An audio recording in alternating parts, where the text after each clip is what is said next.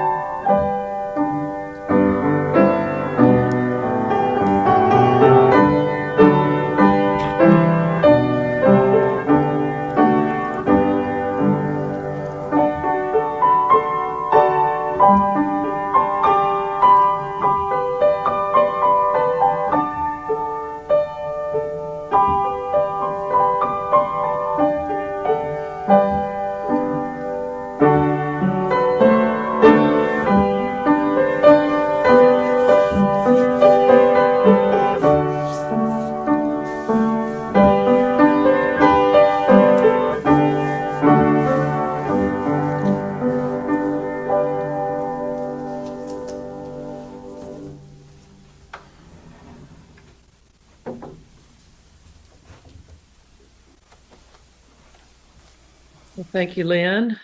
For announcements, next Sunday will be monthly meeting following worship at our regular 10:35 time. Um, we'll have the first reading of the 2025 budget. Um, Lynn is also going to prepare a report for us of what happened at Administrative Council, Western Yearly Meeting Administrative Council yesterday. She says there's lots of interesting things happening that we should know about. So, and then we'll have our regular sorts of agenda items, such as the review of the treasurer's report, etc.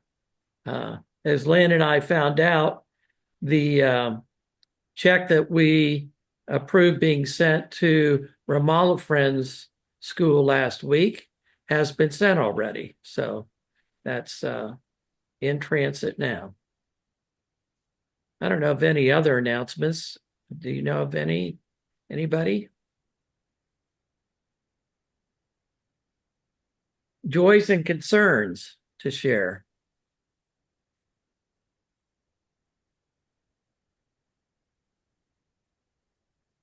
Well, Three concern. I have one. Wait. Sorry, go ahead. I think Chip started first. That's fine.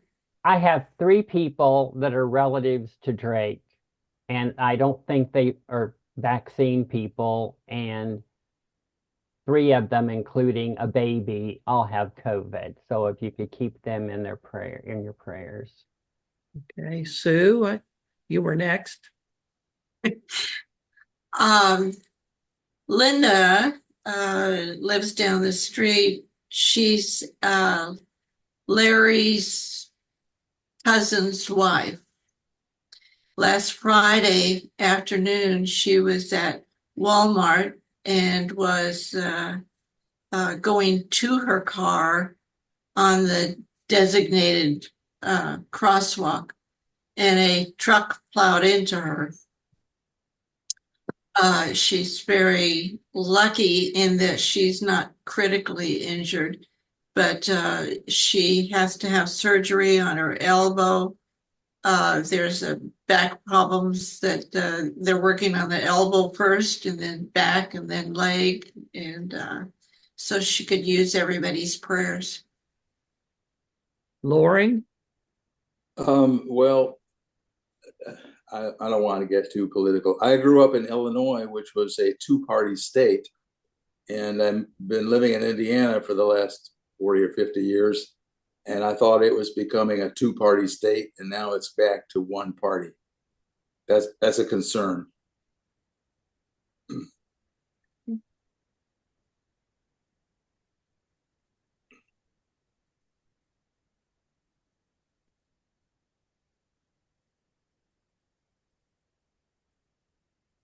My friend Chester would like your prayers as well. He's 88 and he has cancer, and it doesn't respond to the last set of treatment, and so I don't know how long he'll be with us. He's lived on the same island, 2 miles long, half a mile wide, for his entire life, in the same house. Yeah. And he's much beloved, but he's a little elusive. So it was a great pleasure to be able to sit down and talk to him for an hour or two yesterday.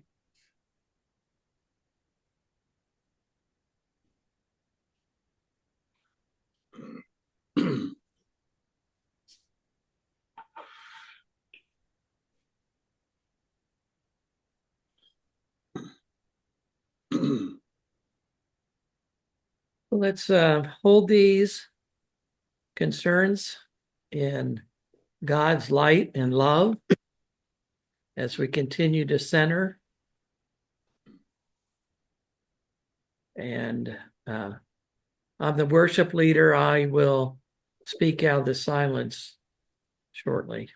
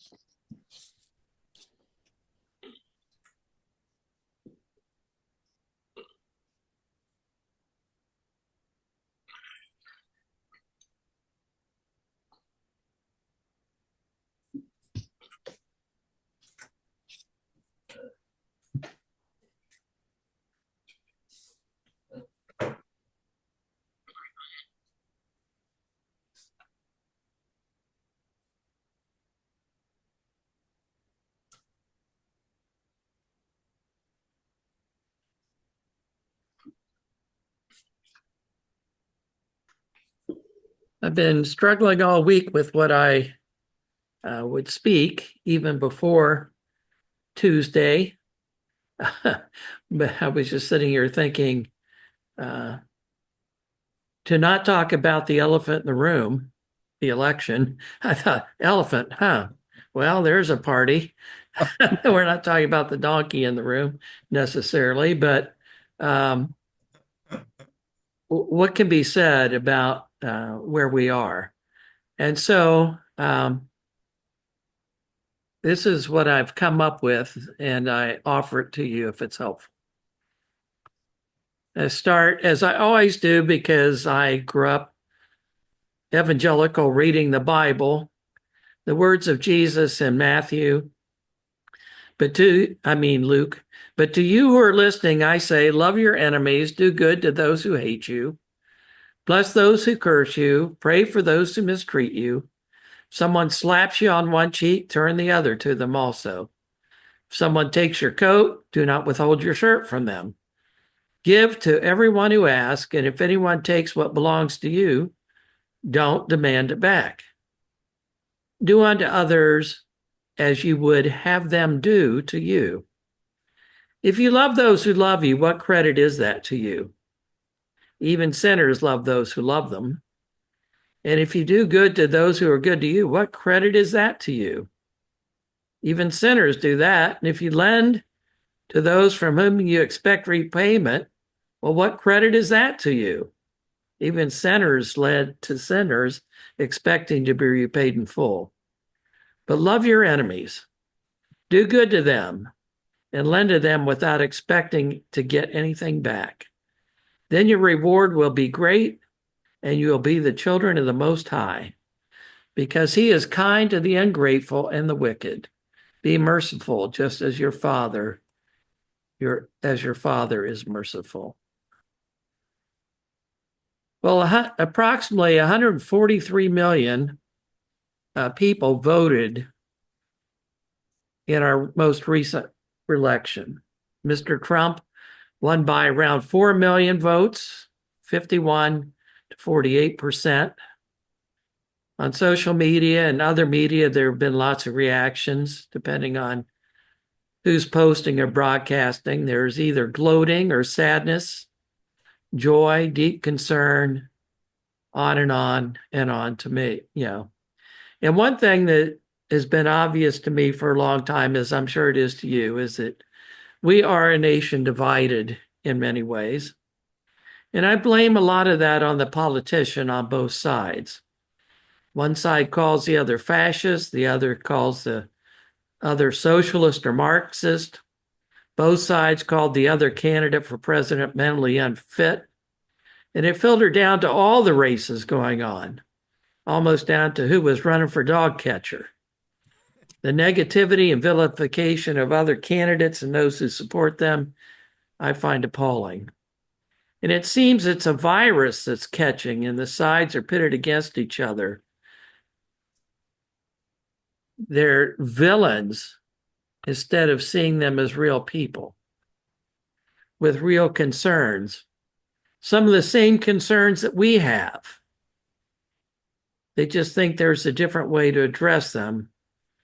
But too many, I think, have been infected with this virus of hating the other side. And that's what I'd like to talk about a bit this morning, because if there is this hatred and this division, and both sides are talking past each other and not listening to each other, what can we do in the face of that?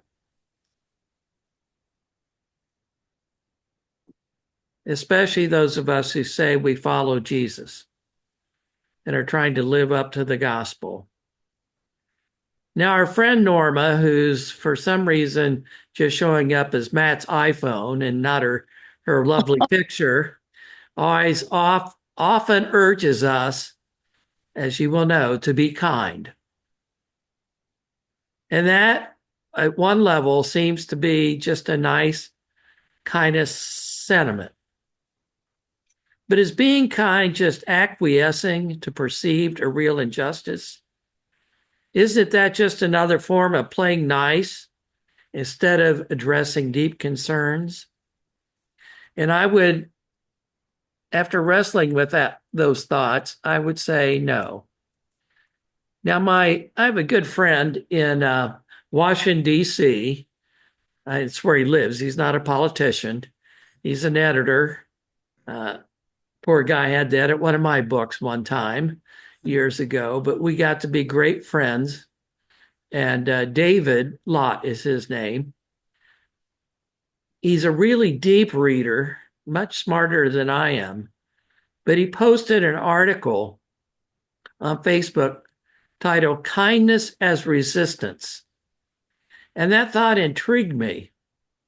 In a world of meanness and vilification, could kindness be the ultimate resistance to a culture of hatred, bigotry, and discrimination on all? The fellow who wrote it's a guy named Burke Gerstenschlager. That's a mouthful. But early in his essay, he writes, "My conclusion is that our condition and situation is very bleak. And it's always more bleak than we can comprehend. It has always been this way, but now we see it more vividly and exacting and severe because it is." As I thought about those lines, I thought about previous generations. Life has always been dangerous for those who follow the way of the Christ. Just look at the early Christians being persecuted for their faith, persecuted unto death. Just look at the early Quakers. We're thrown in prison, not comfortable places. We were exiled to all kinds of places, even in the colonies. And most of us don't know the story, but the Pennsylvania Quakers who were against the revolution got exiled to that faraway country of Virginia. Literally, they were exiled to the Commonwealth of Virginia to get them out of Pennsylvania. Our faith stands against many prevailing cultural ideas and thoughts of power. Things like the first shall be last, love one another, welcome the stranger, be not conformed to this world, blessed are the peacemaker. If you think about it, that's all pretty countercultural stuff. And if we live up to it, we shouldn't expect our life to be easy or elections necessarily to turn out the way some of us want to, regardless of side. If we do, and we're unhappy about it, perhaps we've got too comfortable with our place in society and what some of my friends call empire. We're too much a part of this system. Burke Gerstenschlager goes on to say, this necessitates our individual and collective response, which is kindness. These are our works of love. Kindness is resistance. It requires the creativity of the human imagination and heart that institutions can never fathom or implement. Kindness is a work of love. It is a practice. We must cultivate these practices of kindness. We must make them real and lasting. And then he goes on to say, the sobering part of kindness, the kindness that Jesus taught, is that kindness is risky. Kindness is threatening and has consequences. Some may hate you for being kind, he says. Kindness is subversive. It resists dogma. It resists the law. It resists oppression. It resists division. It resists fear. It resists inaction. Kindness displaces despair. And this is the radicality of agape love of Jesus. We can and must and do love one another.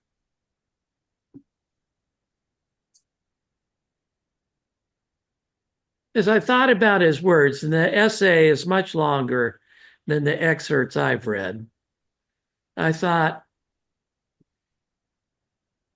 in times when we are despairing, no matter what we're despairing of, and we think, what can I do? I am just one person, or we're just this small group of worshipers. I realize that kindness gives us something we each can do. We can each learn to be kind.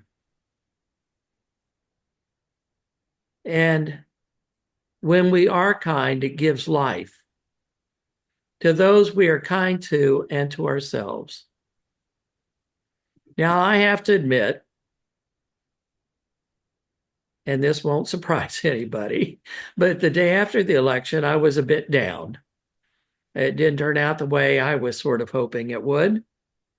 And so I figured I better do something. So I decided to take some boxes of books. I've been sorting books out down to the used bookstore. And I thought, what can I do? What can I do? Well, I can take books down. But when I opened the door from the screen porch to the garage to load the truck, there was a small bird in the garage flying around. How it got in there, I have no idea. It was looking for a way out. And immediately, of course, it headed for the open door into the sun porch that I just come through. And then I thought, oh no, I left the kitchen door open. I hope it doesn't get into the house. But of course it did. So I was flying in the house, and those of you who have been to our house, if it got too far in, it's a 2-story open in the living room. And I thought it may be living there for a while, but I decided to try and see if I could catch it. Well, it went into the corner of the breakfast nook and kept going back and forth in the corner. And I finally got to capture it in my hands. And I carried it then as gently as I could through the house. And I was trying to rub its little head. It was obviously, its heart was just beating like crazy. It was a little brown house sparrow. And it looked so small and scared about the enormity of its situation and this creature that had a hold of it. So I went out onto the back deck and just opened my hands a little, and it flew right out into the woods. It didn't say thanks or anything. It just flew away. And I thought, well, there was at least one little kind thing I could do today to a bird. Doesn't much matter. But as I was holding that brown house sparrow, I thought I had to hold it firmly but loosely at the same time. I couldn't hold it too tight, it would crush it. I couldn't be too loose or get away, and neither of us would be in good shape then. And I think that's the same way we must always hold on to our faith in God in dangerous times. Our life on this plane of existence is never as certain as we wish it could be. And yet, ultimately, God promises us, ultimately, that all will be well. Ultimately.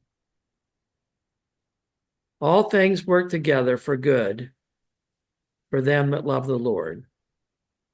Now that's hard to hold on to, let alone believe, given my earth limited sight. It's one of those questions I want to ask when I get up to that place where I can ask those questions, if I get there. I have a feeling, though, that if by God's grace I get there, most of my questions will vanish in the light of eternity. Kindness, I believe, gives us hope. Being able to do something for others and for ourselves. And we need hope. I remember George Fox's words to the Quakers in the midst of the hard persecution in 1663. He's in prison. He's writing to other Quakers who are in prison, and he writes, "Sing and rejoice, ye children of the day and of the light.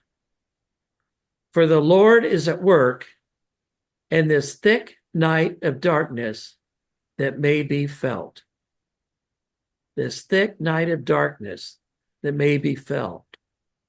"And truth does flourish as the rose, and the lilies do grow among the thorns, and the plants atop the hills, and upon them the lambs doth skip and play.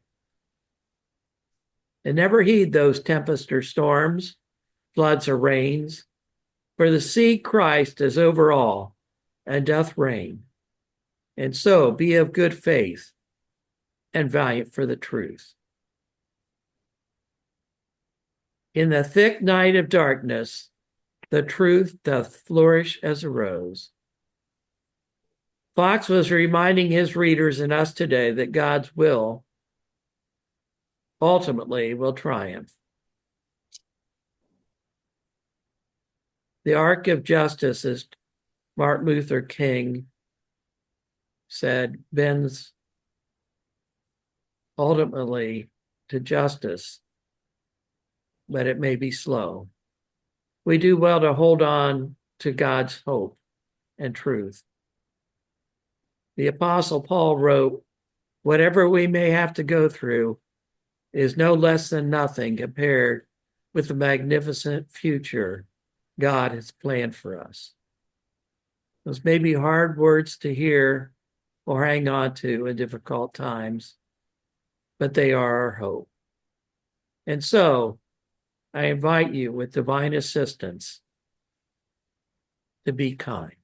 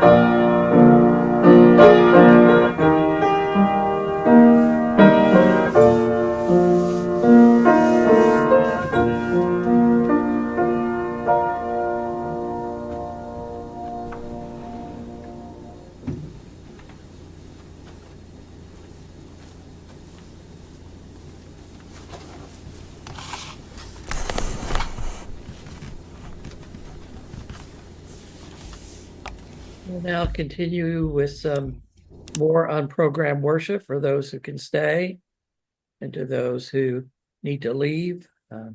Godspeed and blessings on the week ahead. Thank you, Brent. Thank you, Brent. Brent? Yes, thank you, Brent. Thank you, Brent.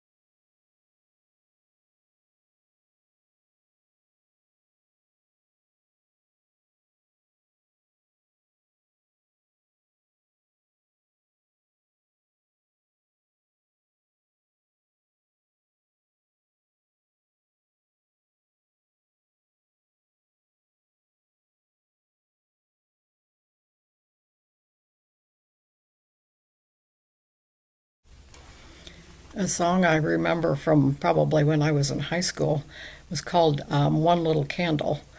And the tail end of the chorus is that if everybody lit just one little candle, what a bright world this would be.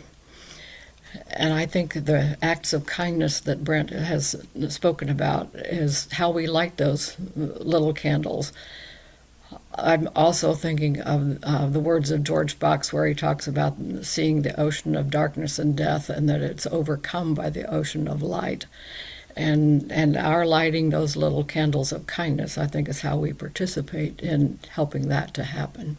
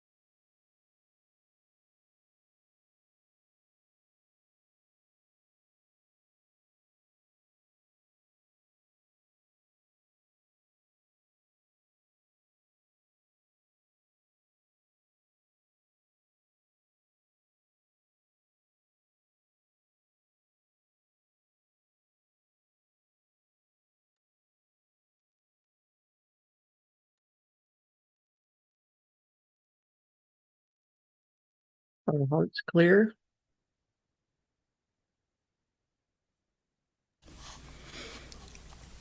Thanks, Brent, for your words this morning. Those were very helpful.